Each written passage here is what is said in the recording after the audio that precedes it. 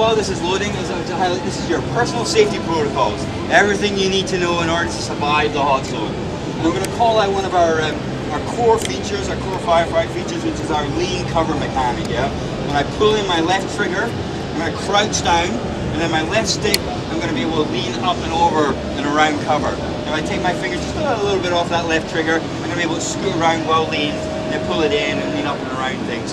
This creates a very fluid, very intimate relationship with your cover. I'm going to step back a little bit here. Welcome to the network. So first off, I'm going to look at some of our firing actions. See there as I zoom in, my reticule is screwing in, right, indicating my accuracy. I'm going to get very accurate within that radius. As I crouch down, that tightens up. I get very tight dispersing the bullets here, right? You see that the longer I fire, that spreads out a little bit, but it does it quite slowly. When I stand up and do it, you see that circle's bigger, I get a slightly wider spread. That spreads out faster. If I'm undoing, my spread's quite wide, quite quickly. You see there's some shots going way over there, what have you. If I'm running and gunning, well, the bullets are going everywhere. You see some hit way up there, right? You'll notice on those last 20 rounds there's a musical cadence playing down, indicating that I'm going to need to do a reload pretty quickly, and there's our reload noise. The gun will auto-reload, but we do punish you for that a little bit. It takes longer to do an automatic reload than to manually reload yourself. Okay. So we have this little engagement here right at the start between a soldier here and a militia guy. This kind of highlights the fuzzy or analog logic of the game. This isn't a scripted moment. It's not predetermined who's going to win this fight. Usually the soldier does, but every so often this militia guy gets the better of him. As he did in this case. There's roughly a 3 in 10 chance of that happening. It's happened once already today. Usually the soldier wins it. It doesn't matter, you know, they hate each other. There's some soldiers there fighting with some there. They hate each other, they hate us much, much more.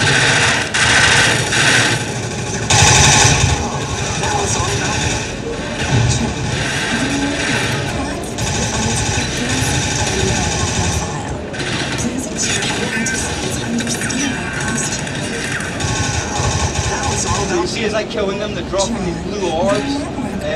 Which is intel, it's effectively your cash in the game.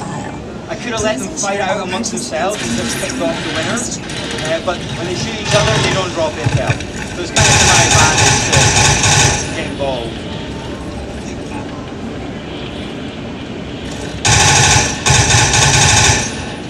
You can see I'm using our cover lead system. Quite fluidly around that cover.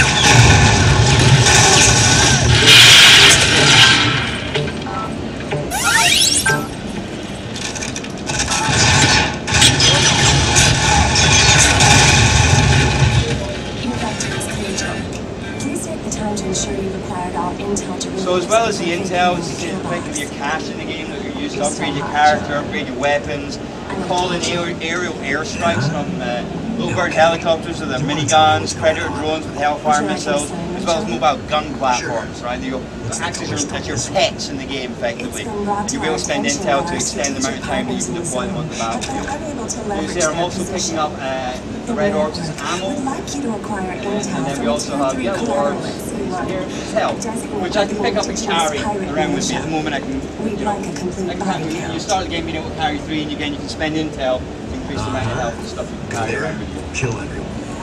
So before we move on, I'm going to focus a little bit on some of our cover objects. We've got quite a lot of detail in the way we can rip through and spread our cover.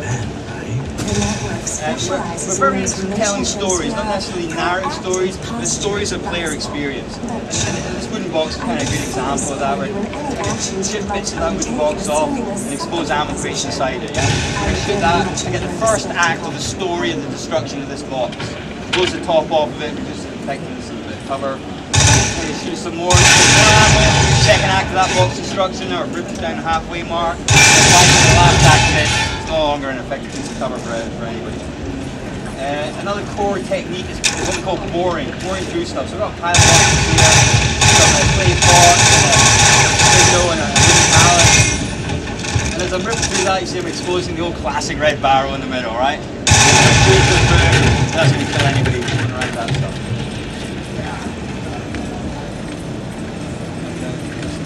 We give you lots of ammo in the game. You see there, I can carry up to 900 1,000 rounds, 90 rounds in the magazine. And then finally, the last part of our course, ready, stripping down the car. So I can create my own room. The general rule is any window, door frame, or corner of a structure can fit the car. This stuff is very flexible with construction, so it goes down easily. We don't rip apart metal paneling, and then things like these pillars, these are cool bullets, you know, stuff like that.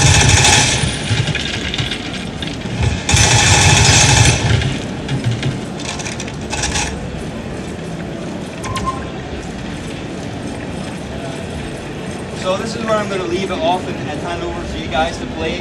So while I was talking and shooting, the operative was giving us a couple of assignments. Yeah, she's asking us to leverage some intel from what's called a pirate cycle in Shantytown over to our right, and to investigate what she calls a high yield interest in a militarized compound which is off to our left here, which also is this rather strange building which belongs to the target, who are kind of like our big bads in the game. There's always indigenous forces in whichever parts of the world we are.